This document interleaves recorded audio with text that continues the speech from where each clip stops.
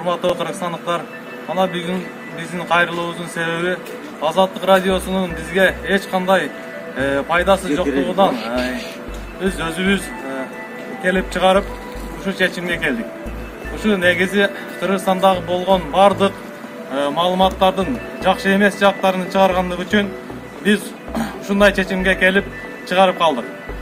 Bunun sebebi жақшы жақтарын айтпай Кыргызстан, төлкө жаман жактарын айткандыгынан ушу чечимге келдик. Урматтуу кыргызстандыктар, ушу азаттык телерадиолоруну жокко чыгарсак жакшы болмок.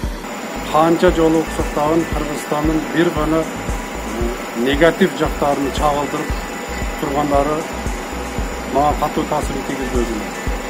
Мындай алып караганда утопияга түшүп кетип аткан мамлекетте дагы 10%'lik geç болуп дегенде 10% жакшы жактары деле болот.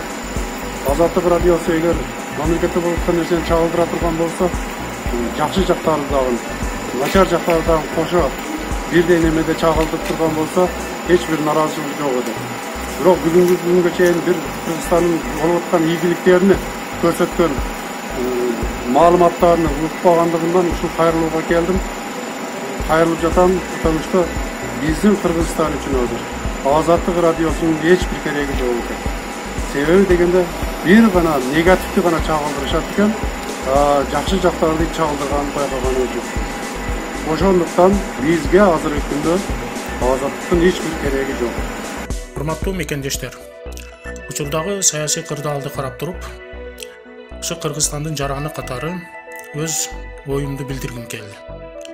Кыргыз эли түпкүлүктүү кылымдар бою өзүнүн тарыхын түптөп, ошо тарыхтан сабак алып, ички биримдикти, ички бүтүндүктү тутуп жашап келген эл.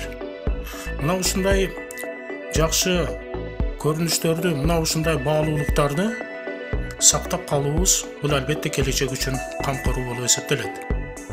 Бирок кээ бир чет элдик клуб же азаттык радиолору ошо Кыргызстанда болуп аткан окуялардын жалаң гана терс көрүнүштөрүн көрсөтүп, мындай бир саясий кырдаалды курчутууга багытталган контенттерди көп чыгарып аткандыгы бул тынчсыздандырат.